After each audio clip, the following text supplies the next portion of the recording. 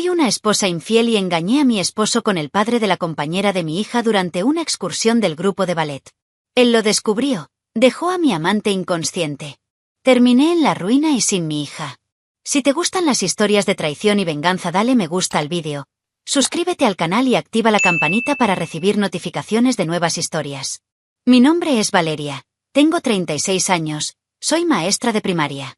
Siempre fui esa mujer que se dedicaba a su familia, a su hija, a su hogar. Nunca salí de fiesta ni de fiesta, y si alguien viera mi vida desde fuera diría que era perfecta. Estoy casada hace 14 años con Lucas, 39 años, analista financiero. Siempre fue un tipo serio, responsable y trabajador. Nunca he perdido nada materialmente hablando, pero emocionalmente, me he sentido invisible durante mucho tiempo. Nuestra relación se convirtió en un protocolo. Dormíamos en la misma cama, pero parecía que había un abismo entre nosotros. Lucas es ese tipo silencioso, reservado. Nunca hubo muchos gestos de cariño y con el tiempo lo poco que había se fue perdiendo. Intenté hablar, intentar acercarme, sugerir terapia, salir para dos, nada funcionó. Llegaba a casa exhausto del trabajo, cenaba en silencio, miraba televisión y dormía. Los días se volvieron los mismos. Las semanas también. Me sentí sola en el matrimonio, como si fuera solo una extensión de su rutina. El amor se volvió costumbre. Y la costumbre, vacía. Tenemos una hija, Luna, que tiene 9 años. Lo es todo para mí. La puse en clases de ballet a principios de año porque siempre le ha apasionado el baile. Asistir a los ensayos, peinarme, participar en las reuniones del colegio, me hacía sentir útil, viva. Me vieron allí. Aunque fuera a través de los ojos de otras madres, de maestras, de mi hija. Fue en este ambiente que todo empezó a cambiar. Ahí conocí a Ignacio. Ignacio es padre de un colega de Luna. Un hombre de 42 años, separado, encantador de una manera casi peligrosa. Tenía esa mirada intensa, esa sonrisa en la comisura de su boca que te hacía olvidar dónde estabas. Nos cruzamos varias veces en reuniones y salidas de ballet, pero fue en un viaje escolar donde finalmente hablamos. Fue divertido, atractivo y de inmediato elogió mi manera de tratar con los niños. Algo que no había escuchado en mucho tiempo. No pasó mucho tiempo antes de que comenzara a enviarme mensajes después de las reuniones escolares. Todo empezó de forma ligera, con bromas, piropos, un emoji por aquí, otro por allá. Sabía que estaba mal. Pero también sabía que era la primera vez en años que me sentía deseada. Era como una nueva adicción. El simple hecho de que alguien se acordara de mí, me preguntara cómo estuvo mi día, elogiara mi outfit, era una droga que deseaba cada vez más. Y cuanto más me involucraba, menos veía una salida. Lucas, mi marido, no tenía idea de lo que estaba pasando. Quizás por confianza ciega, quizás por distracción. Me he convertido en un experto en pequeñas mentiras. Dijo que iba a pasar más tiempo con las madres del grupo, que tenía una reunión en el colegio, que iba a comprarle un regalo a la profesora, y aceptó todo sin levantar una ceja. Esto, en cierto modo, me hizo sentir aún más justificado. Si a él no le importaba mi ausencia, ¿por qué me sentiría culpable por buscar la presencia en otra persona? La excursión sería larga, 5 días en un parque ecológico alejado de la ciudad, organizado por la escuela de ballet. La idea era fortalecer los vínculos entre padres e hijos, con actividades grupales, senderos y pernoctaciones en un sencillo hotel. Lucas rechazó la invitación sin pensarlo 2 veces.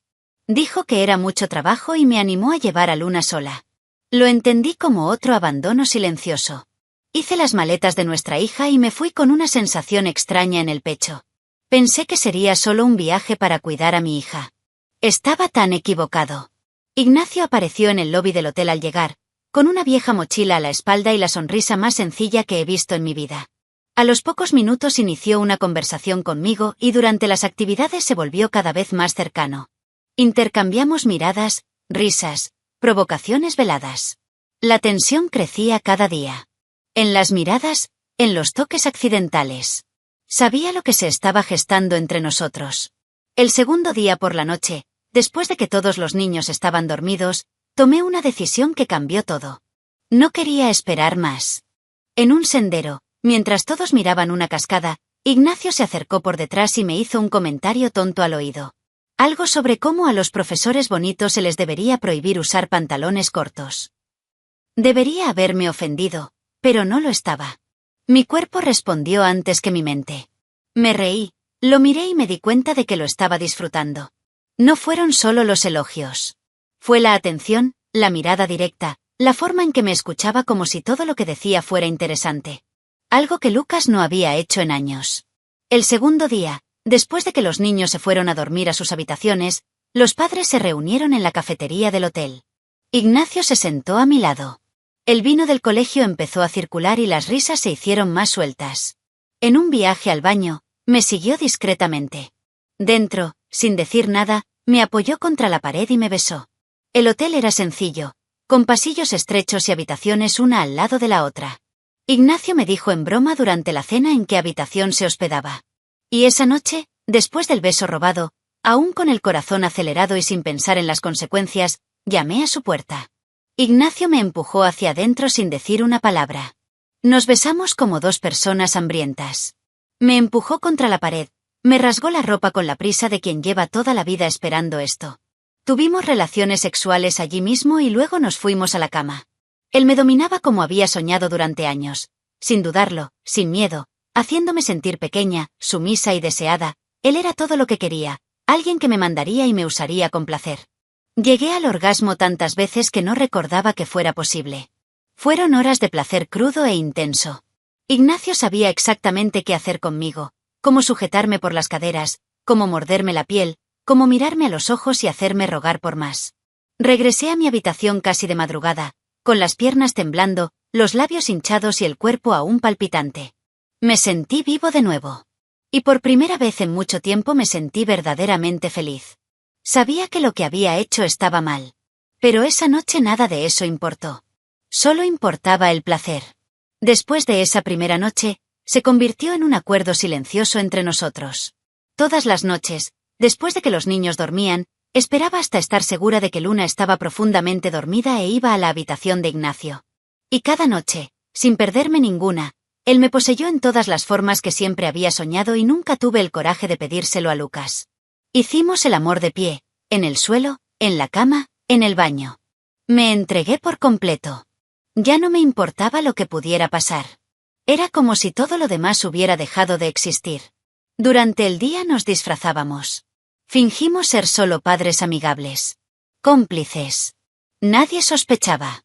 Yo era la madre devota, la maestra amable, la mujer recta. E Ignacio, el padre atento, el chico divertido. Pero por la noche, éramos dos salvajes. Al regresar de la gira, supe que nada volvería a ser igual que antes. Había cruzado una línea invisible de la que no había retorno. Me sentí viva, poderosa, deseada. Pero en el fondo, muy dentro, una voz susurró que esa felicidad tendría un precio. Y sería ruidoso. Cuando terminó la gira regresé a casa con la cabeza en las nubes y el cuerpo aún marcado por los 5 días con Ignacio. Lucas me saludó con un beso en la mejilla y me preguntó si todo había ido bien. Respondí sí como si nada hubiera pasado. Pero por dentro ya no era el mismo. La mujer que regresó de ese viaje ya no era solo esposa y madre. Ella era una amante. Era alguien que ahora conocía un tipo de placer y atención que nunca había experimentado con su propio marido. Y quería más. Mucho más. Ignacio tampoco quiso esperar. 2 días después, nos encontramos en un discreto café cerca de la escuela. Dimos una vuelta, intercambiamos besos intensos en el estacionamiento de un supermercado y él sugirió que fuéramos a un motel. Ni siquiera lo dudé. Puse alguna excusa para reunirme con colegas y fui. Tuvimos sexo como locos, como si el mundo se fuera a acabar. La sensación de urgencia, de peligro, de hacer algo prohibido, solo hacía que todo fuera más adictivo. Salí de allí con el pelo desordenado, marcas en el cuerpo y una sonrisa estúpida en el rostro. A partir de entonces nuestras reuniones se hicieron frecuentes. Usamos los horarios de las clases de ballet como excusa. Cuando las chicas ensayaban, nos escabullíamos. A veces íbamos a moteles baratos. Otras veces, a su casa. Vivía solo desde que se separó de su exmujer. Le mentí a Lucas como si alguien respirara. Dijo que iba a ayudar a una compañera del colegio, que tenía reuniones extra, que Luna se iba a dormir a casa de una amiga. Me estaba volviendo un experto en encubrir la traición. Y, curiosamente, no me sentí culpable. Sentí placer. La adrenalina empezó a volverme adicta más que el sexo en sí. Era el juego del escondite, las miradas cómplices en los pasillos del colegio, los toques rápidos en las reuniones de padres. Me sentí poderoso. Ignacio me llamó mi Valeria y dijo que nunca había conocido a una mujer tan sexy como yo. Y yo creí. Empecé a cuidarme más, a usar ropa más atrevida, maquillaje, lencería nueva. Todo para él. ¿Y Lucas? Lucas no lo vio. O no quería verlo. Estaba tan absorto en el trabajo que ni siquiera notó la transformación de su propia esposa. Con el tiempo, comencé a relajarme demasiado. Dejé mensajes visibles en mi celular. Cambié mi forma de hablar, mi apariencia. Estaba seguro de que Lucas no sospechaba nada. Incluso comencé a sentirme enojado con él por eso. ¿Cómo podría no darme cuenta? ¿Realmente no le importaba? ¿O simplemente era demasiado complaciente para hacer algo? Estas preguntas me persiguieron en los pocos momentos de silencio. Pero pronto fueron ahogados por un nuevo sexo, una nueva mentira, una nueva dosis de esa adicción llamada Ignacio. Lo que no sabía era que el silencio de Lucas escondía mucho más que indiferencia. Mientras me lanzaba de cabeza a la traición, él empezó a notar pequeñas cosas. El cambio en mi olor. Ausencias mal explicadas. Los mensajes que olvidé borrar. Y aún así no dijo nada. No enfrentó. Solo miré. Y ese fue mi mayor error. Subestimando al hombre que dormía a mi lado. Pensando que podría jugar con fuego y no quemarme. Pensar que podía hacer trampa sin que la vida me traicionara jamás. El principio del fin ocurrió de forma banal. Un día, dejé mi teléfono celular en el lavabo del baño mientras me duchaba. Lucas, por casualidad, entró a buscar algo y vio la pantalla iluminada con una notificación. Era un mensaje de Ignacio. Uno de esos que nunca debes dejar visible. Estoy contando las horas hasta volver a usarte. Él no respondió. No me despertó. No hizo ninguna escena. Simplemente sacó su celular y leyó todo. Conversaciones antiguas, fotos, audios, todo estaba ahí. La traición quedó al descubierto ante sus ojos. No lo sabía en ese momento. Actuó normalmente durante días. El mismo tono tranquilo, los mismos gestos comedidos. Quizás más frío, pero nada impactante. Solo más tarde comprendí que Lucas ya lo había visto todo. Guardó silencio no por ignorancia, sino por estrategia. Estaba decidiendo cómo reaccionar. Mientras yo seguía viviendo mi fantasía con Ignacio, Lucas estaba planeando. Observando. Y yo, cegado por el ego y la adrenalina, pensé que nada podría alcanzarme. Me sentí invencible, deseada, poderosa. Estaba a punto de ser aplastada. En esta etapa mis reuniones con Ignacio continuaron como si nada hubiera pasado. Tuvimos sexo con aún más intensidad, como si cada vez fuera la última. Pensé que mi vida estaba en equilibrio. Un marido distante, un amante apasionado, una hija sana. Pensé que podría mantener los dos mundos separados. Pero Lucas ya había traspasado el umbral de la duda. Ahora estaba seguro. Y solo estaba esperando el momento adecuado para actuar. No era un hombre impulsivo. Era un hombre calculador. La semana siguiente, Lucas empezó a revisar papeles, documentos, nuestros contratos. Hizo llamadas largas y misteriosas. Enviaba mensajes todo el tiempo. Pensé que era extraño, pero todavía no conecté los puntos. Hasta que comencé a notar pequeñas diferencias. Mi suegra me trató con frialdad. Un amigo de Lucas, que siempre me saludaba calurosamente, me ignoró en una reunión. Fue allí donde el hielo se instaló en mi estómago. Algo andaba mal. Algo estaba por llegar. Y no pude parar. Lucas estaba reuniendo pruebas. Huellas dactilares. Huellas de conversaciones. Copias de fotografías. Fechas, horarios, ubicación. Sabía dónde estaba, con quién estaba y qué estaba haciendo. Estaba construyendo el castillo de mi ruina. Y yo, de este lado, sigo engañándome con la idea de que lo tenía todo bajo control. Su calma era solo la superficie de un volcán a punto de explotar. La ira que llevaba no era del tipo de los gritos. Era del tipo que destruye en silencio. Pensé que había traicionado a un hombre débil. Había despertado a un monstruo. El día en que todo saliera a la luz estaba más cerca de lo que imaginaba.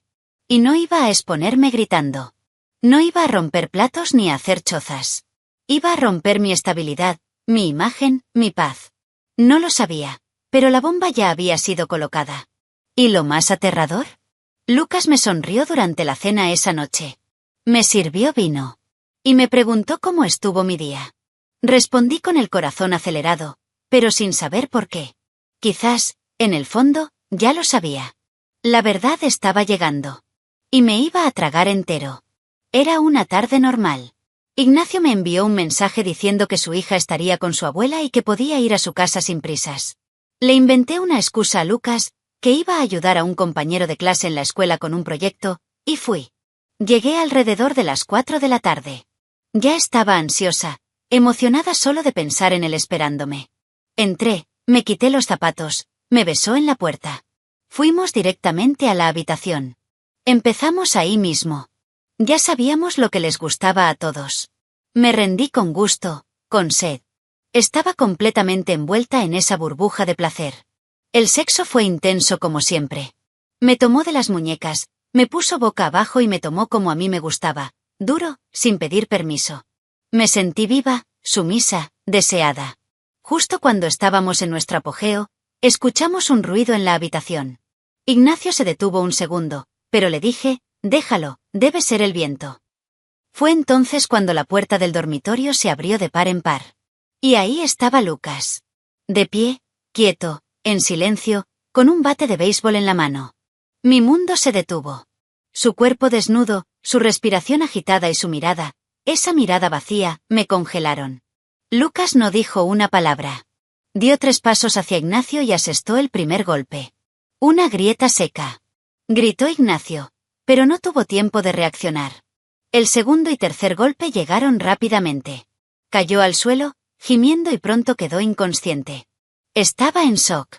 Grité, supliqué, intenté sujetar a Lucas, pero él me empujó con el antebrazo, sin golpearme, pero con fuerza. Apártate del camino, dijo, con una calma que me heló los huesos. Luego empezó a destruir la casa. Rompió la tele, los vasos, arrojó el celular de Ignacio contra la pared. Todo en un silencio sepulcral. Me quedé allí, cubierta solo con una sábana, observando la destrucción que ocurría a mi alrededor. Ignacio inconsciente en el suelo. Lucas me dijo que llamara a la ambulancia mientras terminaba de derribar toda la casa. Lucas con el pecho agitado, pero sin gritar, sin decir palabrotas. Su ira era pura, limpia, sin descontrol. Cuando finalmente se detuvo, me miró y solo dijo, tus cosas están en el garaje. Mañana el abogado te enviará los papeles.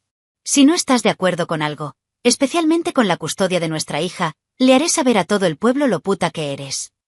Eso fue peor que cualquier bofetada. Su frialdad. La claridad. La advertencia de que todo estaba a punto de desmoronarse. No lloré. Allí no. Esperé a que llegara la ambulancia y llevara a mi amante al hospital. Así que agarré mi ropa, temblando, me vestí con todo lo que pude con dignidad y salí de la casa de Ignacio sin mirar atrás. De camino a casa, le envié un mensaje a un amigo pidiéndole refugio por unos días. Mi vida, que hasta entonces se había construido sobre mentiras, se había derrumbado de repente.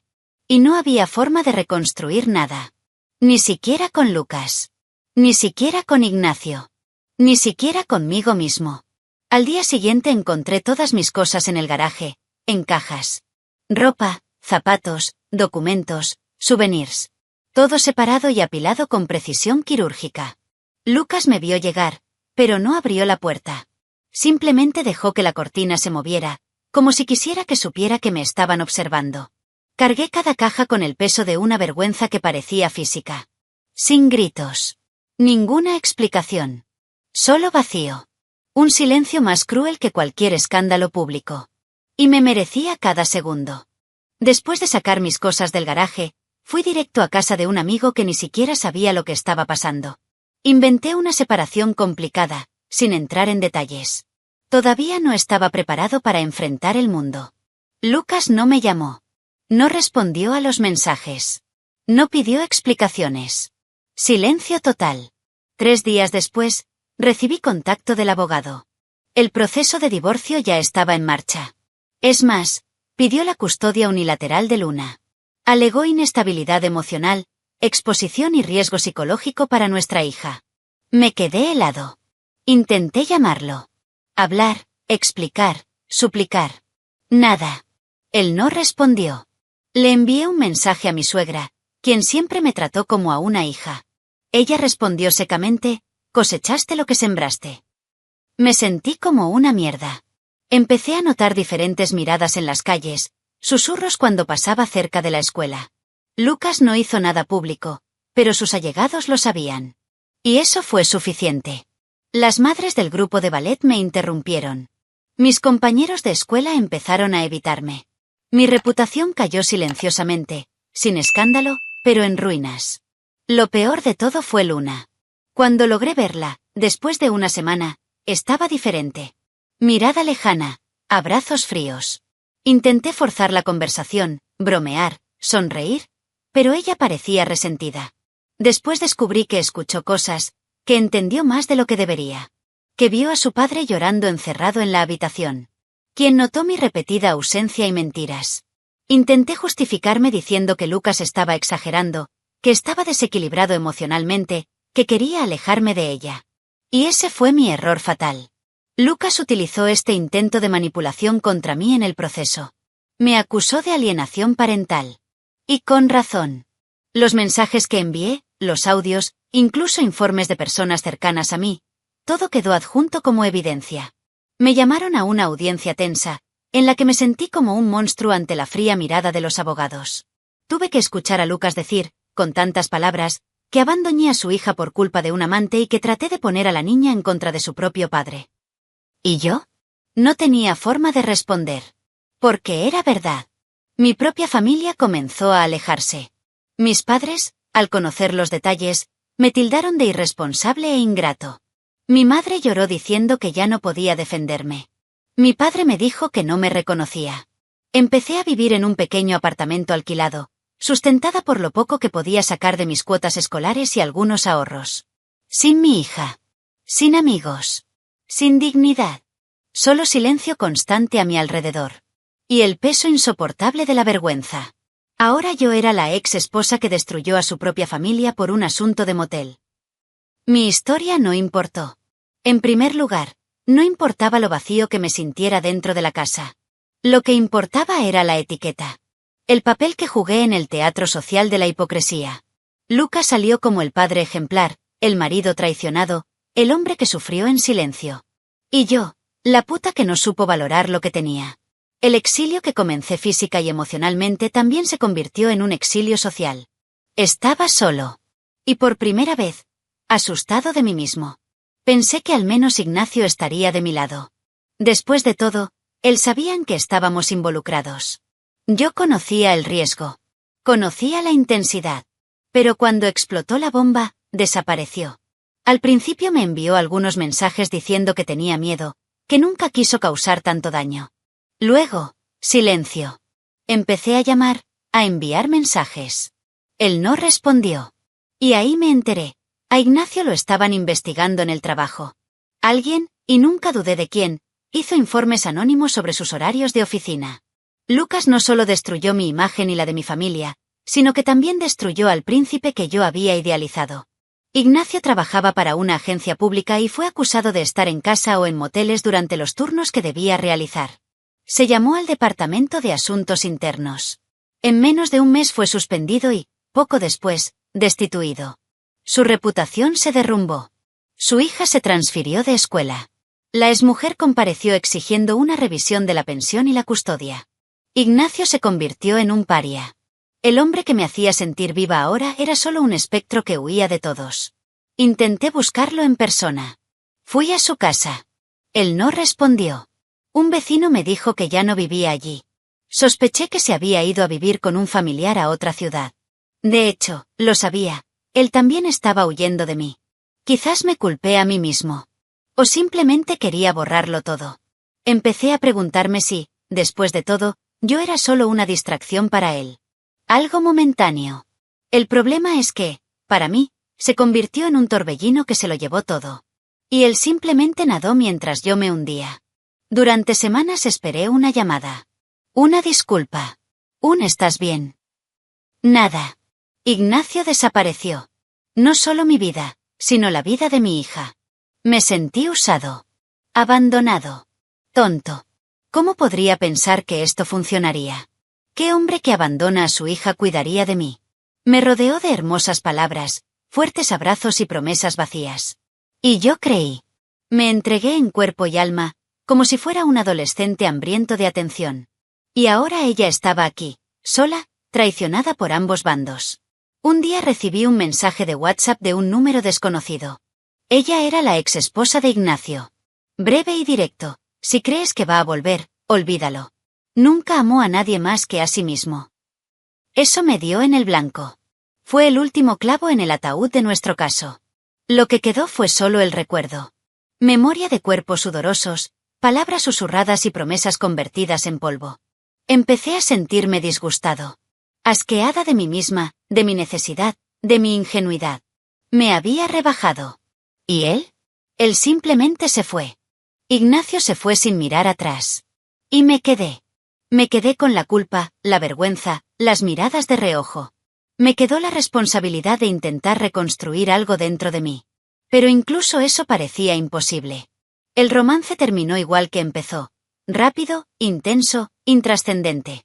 Pero esta vez lo que vino después no fue emoción. Fue una ruina. Su caída me hizo darme cuenta de que no había nada especial en nosotros. Era solo una necesidad disfrazada de pasión. Y ahora ni eso quedó. Solo vacío. Hoy vivo sola en un departamento diminuto, de 2 habitaciones y con un olor constante a humedad. La vista es de una pared pintada.